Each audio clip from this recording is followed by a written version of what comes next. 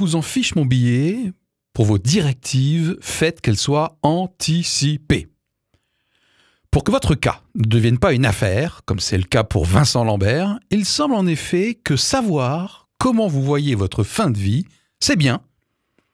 Mais à condition que votre entourage et les médecins le sachent, le fatidique moment venu.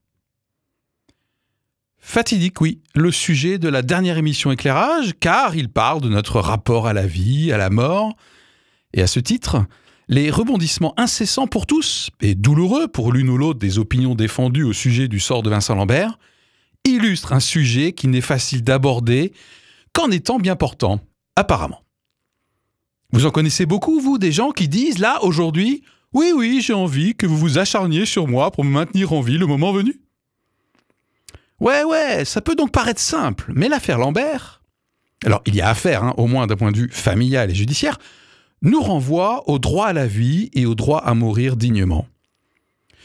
D'un côté, la défense de la vie comme sacrée, de l'autre, le refus d'une fin de vie maltraitante.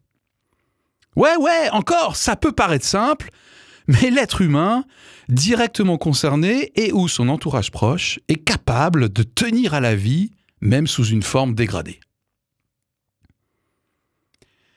Et c'est là que votre serviteur est tout en alerte dans cette histoire. Comment définir une forme de vie acceptable? Comment l'appliquer aux autres Vincent Lambert, comme Michael Schumacher par exemple? Et bien évidemment, aux personnes âgées dépendantes, aux personnes affectées d'un handicap lourd.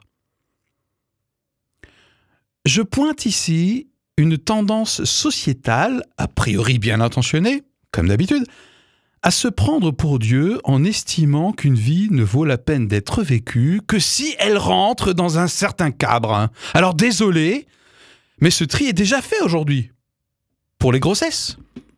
Il faut vraiment le vouloir pour pouvoir accoucher, par exemple, volontairement d'un bébé qui sera atteint d'une tare. Alors comprenez bien que ce début de véhémence, vous la sentez je suppose, n'implique pas une opinion forcément favorable au maintien en vie de Vincent Lambert, mais s'alarme de glissements sémantiques et pratiques dans la façon de considérer la vie. Tout y passe, depuis la procréation jusqu'à la termination. Je voulais juste un côté anticipation, façon Terminator. Donc quand même, 2 suggestions pour finir. 1. Pour éviter de longs débats autour de votre lit de mort au sujet de l'obstination déraisonnable de vous laisser en vie, c'est-à-dire sans que cela soit inutile, disproportionné et avec comme seul effet un maintien artificiel, je cite la loi Anetti 2, rédigez vos directives anticipées. 2.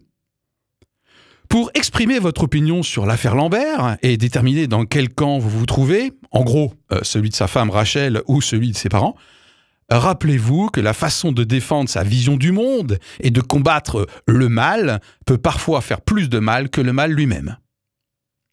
Tiens, au fait, cette règle de prudence vaut à mon avis pour tous les sujets. Végan, la chasse à courre, les migrants, etc. Et pour tous les bords. Il va de soi que je cherche à m'appliquer à moi-même cette sagesse et je compte sur vous pour me rappeler à l'ordre si je dévie de ce droit et néanmoins étroit chemin. Allez, ciao!